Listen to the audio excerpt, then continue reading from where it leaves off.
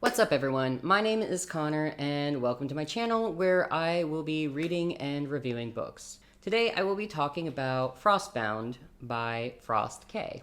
I just want to start this video off by saying that this is simply my opinion on the story. This is not a personal attack on the author or anyone who happens to actually enjoy this book. I tend to have strong opinions and this video will probably come off as very scathing because I have a lot to say about this particular book.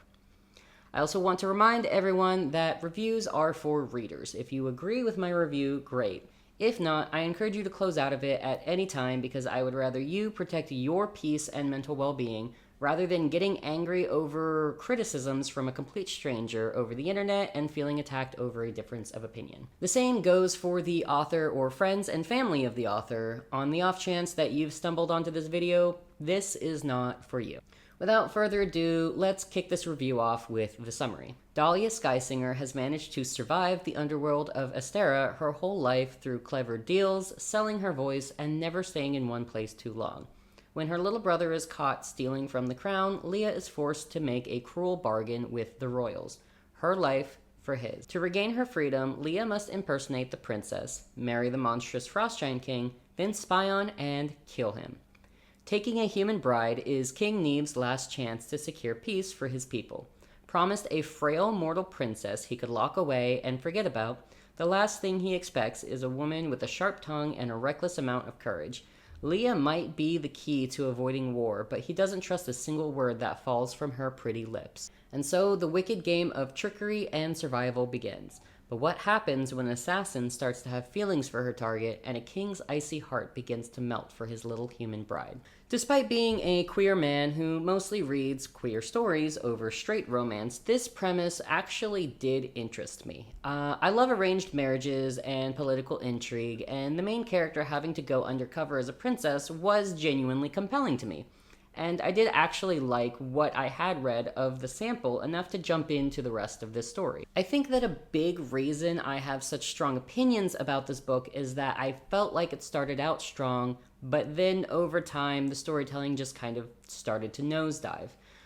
There were a lot of inconsistencies and plot holes that made very little sense to me. Something I also noticed the further I read is that the author failed to do very basic research, and I'm talking about like Google searches that took me all of maybe 2 minutes to confirm. There were also times when it felt as if the author just casually forgot details early on in the book because it was convenient in order to set up other scenes later on, which I found really frustrating because I personally like continuity in a book, but you know, that's just my opinion. There are a lot of questions in the story that come up that are never answered. I'm gonna be generous and assume that these details are meant to be further explained in the sequel, but most, if not all of them, I felt like should have been addressed in book one. In this story, Dahlia is kind of picked up off the street by the Giver, a half-giant loan shark who, in my opinion, was the best character in this book, and I think he would have served to be a better antagonist if he'd actually showed up after the first 15% of it. She's brought to the king and queen of Astera to be a stand-in for the princess. However, it makes absolutely zero sense to me for Dahlia to be sent in her place because the king and queen supposedly hate their daughter and keep her locked away, and she's only served by maids who are mute because no one is really allowed to see her or talk to or about her. Like, we know nothing about the princess aside from the fact that apparently Dahlia looks exactly like her. We don't ever even get her first name. We're not told anything about this girl. But when Neeb offers the proposal, they're really angry that he would expect them to give him their only daughter. But it's never really explained why, again, because they don't seem to like her. That leads me into my first major complaint with the story. The king has like a million illegitimate kids, one of them actually being the Giver. But in over 2 decades, the queen has only ever given birth to the one daughter. Even if she could inherit the throne, which it never explicitly states in the book whether or not she could ascend the throne, I'm just kind of going off the assumption that this is based off of typical medieval European politics. So even if she could, she's kept locked up in a tower and doesn't engage in politics. So I feel like there should have been this huge issue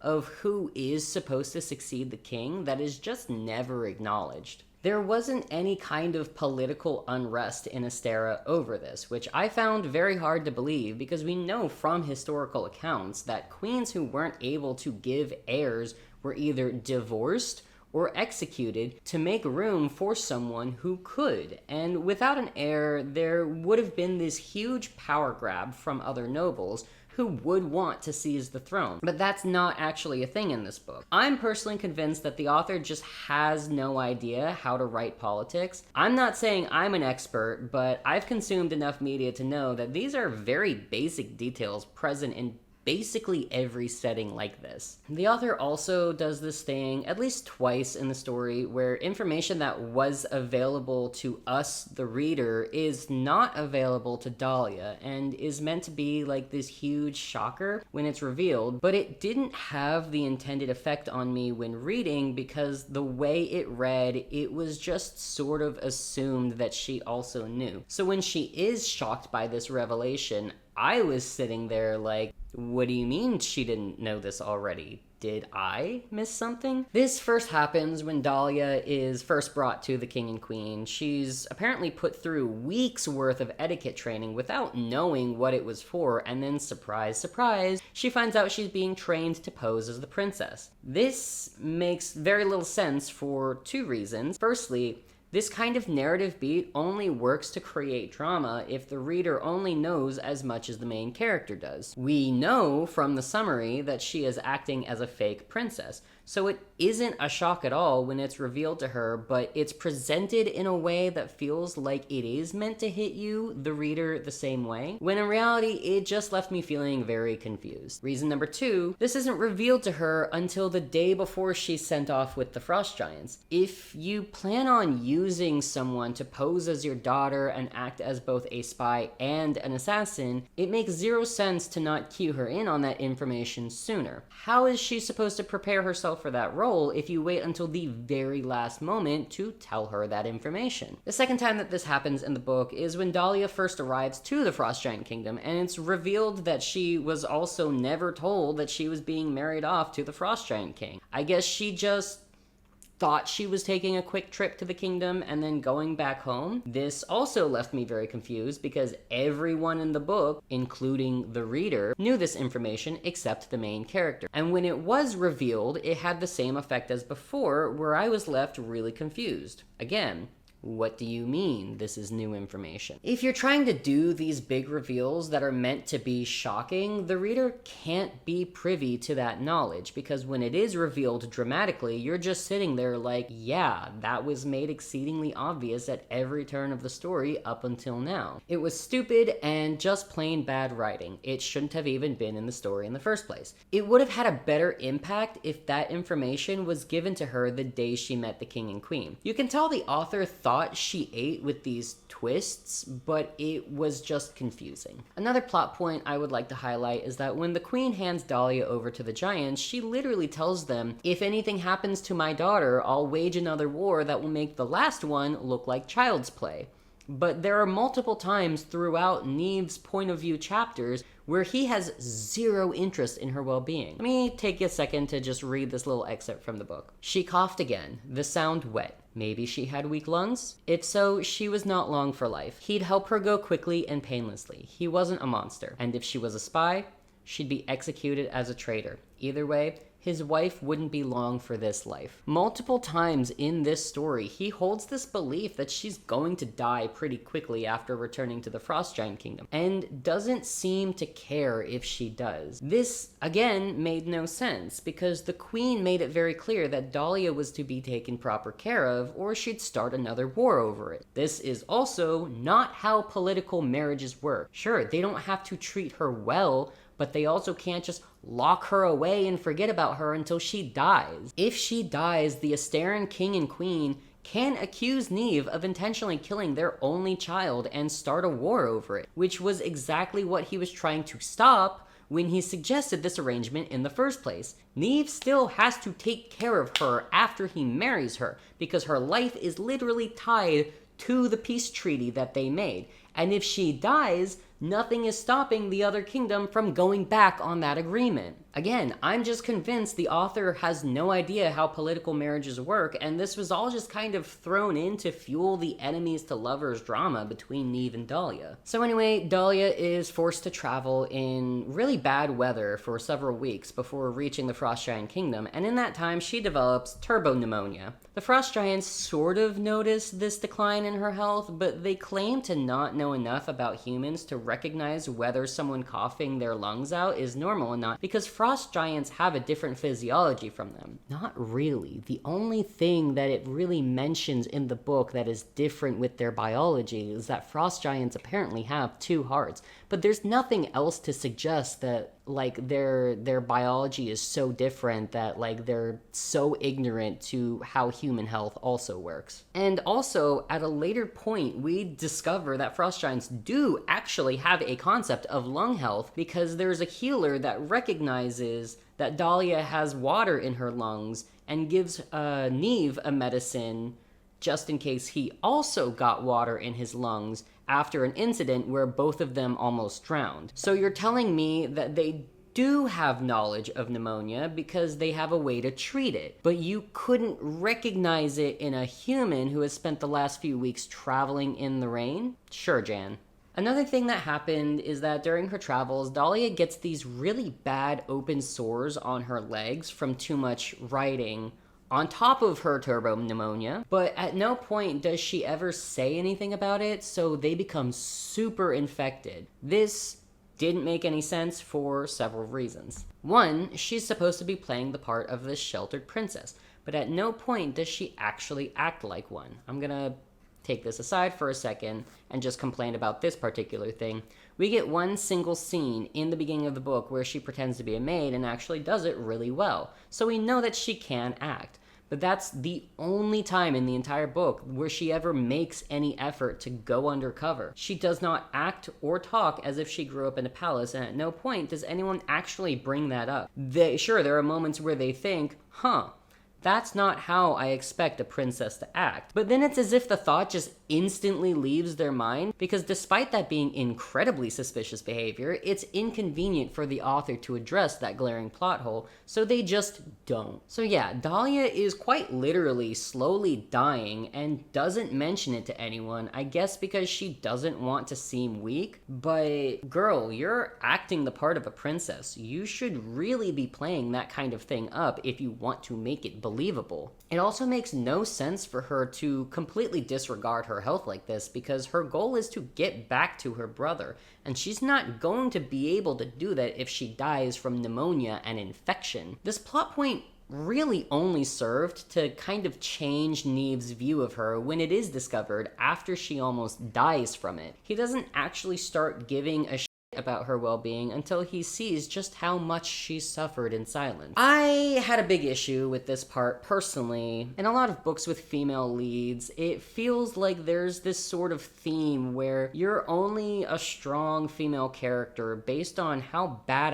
you are and how much you're able to suffer through. Get a load of this girl boss pussy queen. She nearly died from something that was totally unavoidable if she just said something, but now I have 100 times more respect for her than I did before because of how much pain she's able to handle. She's so cool. She's not frail and weak like other girls. She gets pneumonia. Not a single one of these characters gave two about her when they thought she was some frail and sheltered princess, but now that they know how tough she is, they're suddenly invested in her well-being. I am just so tired of this being a constant in books with female main characters.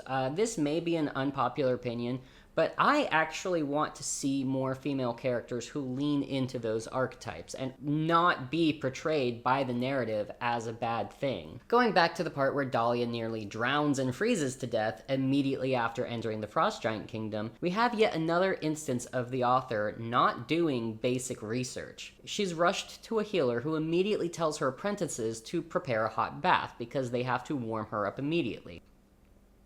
For anyone who has ever taken a first aid class or knows anything about hypothermia, knows that this is something you should never do. I'm not even a professional, but I remembered hearing somewhere that when it comes to hypothermia, you have to warm the person up gradually. And sure enough, after a 3-second Google review, I did indeed confirm that it's super dangerous to submerge someone in hot water because they need to be warmed up slowly from their core. Suddenly putting someone with hypothermia in hot water can cause them to go into cardiac arrest. The proper way to go about this would have been to remove all her wet clothing, wrap her in blankets, and even use someone else's body heat to help warm her, which this story did do, so I don't know why the author even bothered to include the hot bath scene when they were just going to have Neve warm her up with his hot naked body anyway. This entire scene made me very mad because that whole survival through cuddling in cold weather thing is actually one of my favorite niche tropes, but the author somehow managed to fudge it so badly, which I just found absolutely astounding.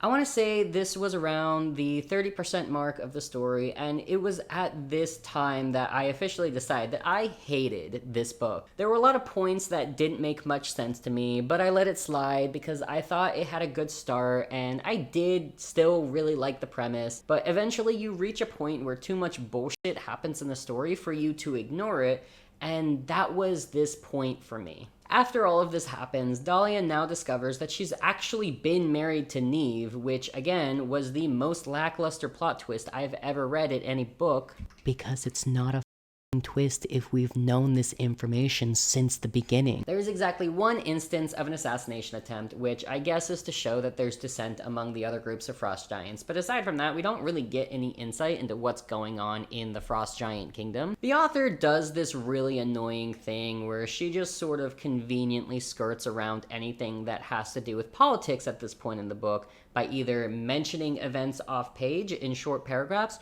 or making it so that, for example, a meeting that Neve has where Dahlia is present, she doesn't understand what's being said because they're all speaking the frost giant language, so it doesn't concern her, and by extension, it doesn't concern the reader. So we just don't ever go into what's going on in the court. I feel robbed. I thought I was going to get political intrigue and espionage from this book, but I you not, any sort of politicking that Neve does or spying from Dahlia's end all happens off page. All Dahlia does this entire book is just go into town with her stupid owl and make people like her by singing and being nice. That's another thing that I forgot to mention. Dahlia gets this pet owl called an astril or an estril, whichever one, which are supposed to be like these super important and sacred birds who can see into your soul and only bond to those who have like the purest heart or some shit. This is kind of out of nowhere and serves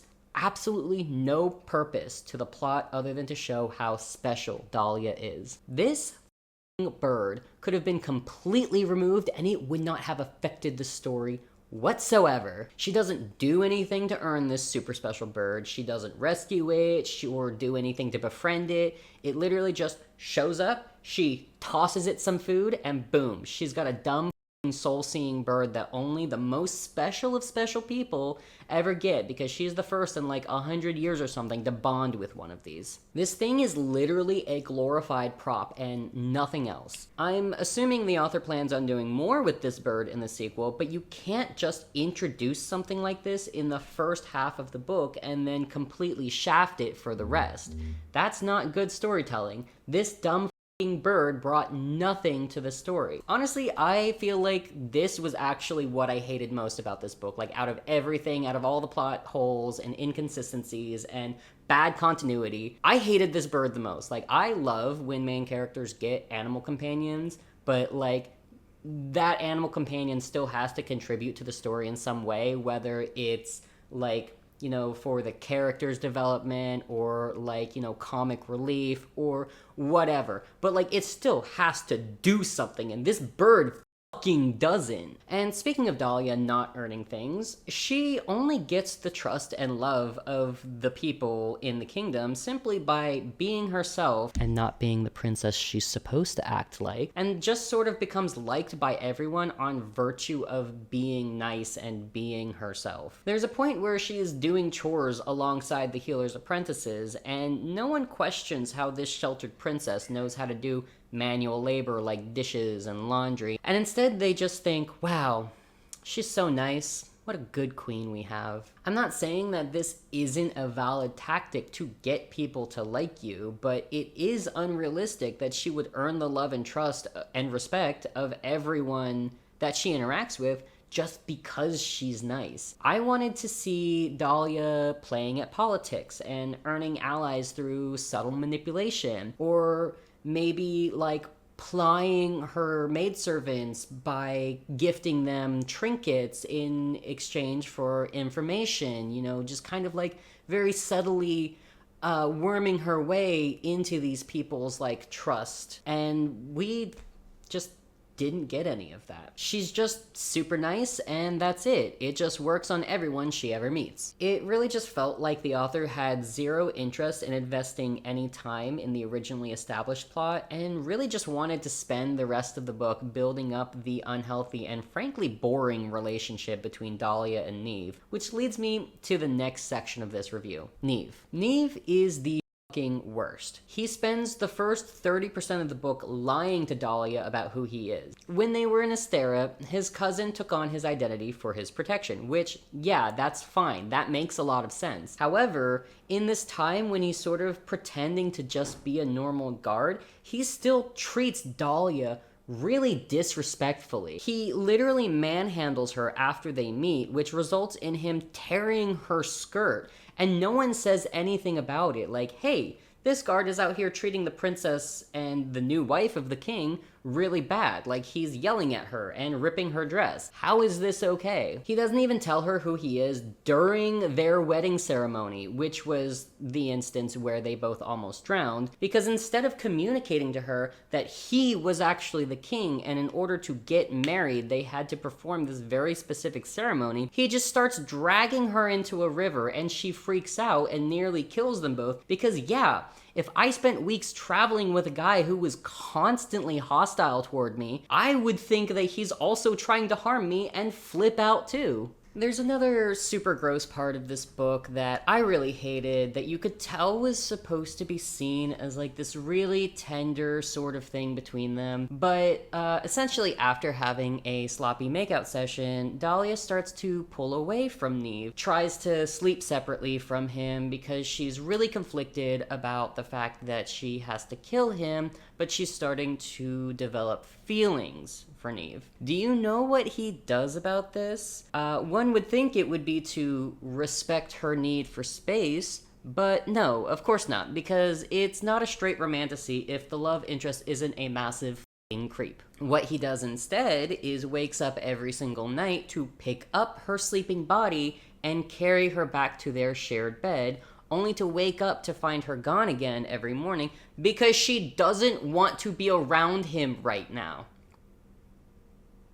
Am I really supposed to believe that this violation of boundaries is sweet? Because it's not. And that's kind of how the story continues for the entirety of the book. Just a lot of back and forth of them pushing and pulling, and nothing plot-wise, like, really happens, at least not anything that's important. I'm not even joking that we don't return to the original plot regarding the assassination thing until maybe, like, the last 5% of the book. The author quite literally waited until the last minute to reveal a spy in the court that tells Dahlia she has one night to kill Neve before he exposes her real identity. They almost have sex, and then she tries to poison him, but fudges it up and runs away, and that's it. That's the end of the story. This book started off so strong, in my opinion, but then just turned into such a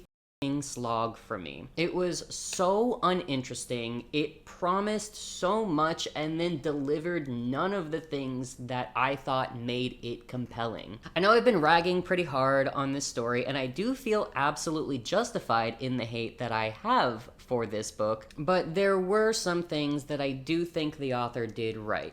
I want to take a moment to talk about the very few aspects that I actually enjoyed about this book. Number 1, I was originally drawn into this story because of the arranged marriage trope and the espionage aspect. I think that if the author just put a little more effort into the politics and having Dahlia actually do her job as a spy by, spying, the book could have been so much better. The Giver.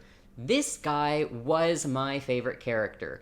He was gross and he was sleazy, but he was well written. He could have been such a good antagonist had he been more present in this story, because Dahlia genuinely feared him. His continued presence in the story would have served to add pressure and tension throughout the story, but he shows up maybe 2 or 3 times in the beginning of the book, and then we just never hear from him again. I think the author missed a real opportunity with this character and should have utilized him way more than she did. Honestly, if I were to ever continue reading this series, I would do it for him, just to see where she goes with him, because I found him to be quite compelling. Number 3, I didn't go too much into the conflict between the humans and the frost giants, but something I did like was that the author portrayed both sides as having committed atrocities to each other. Both Neve and Dahlia have lost their mothers and suffered brutality at the hands of humans and giants respectively during the war, and I think that this kind of thing was portrayed very realistically. Both of them had to work through their own traumas and mistrust of the people they view as monsters, and I like that the author did explore that. Did the author explore it enough? Maybe she could have done more, but it was there, and that gets some points. I did also like Neve's bodyguard, Flicka.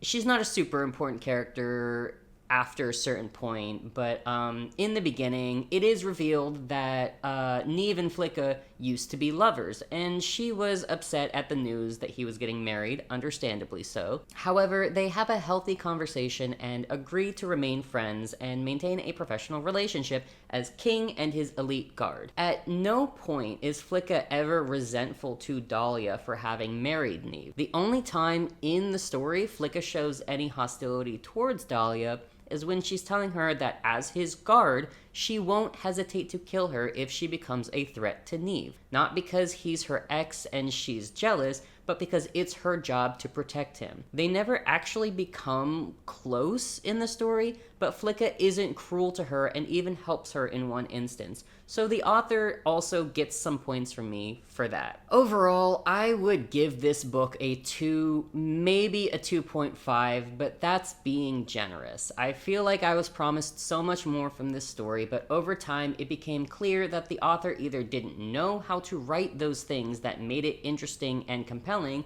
or just didn't actually care enough to. So that's it for my review. I'm pretty iffy on reading the sequel just because of how disappointed I was in this book, but you guys let me know if you think I should actually continue this series. And if you'd like to see me do a review of any other books, drop a title in the comments and I'll see if I can get my hands on a copy. Like and subscribe if you do want to support this channel. I'm still getting into the groove of things, so I really appreciate any positive attention from you guys. I'll see you all soon with another video review. Until then, take care and remember to keep it real.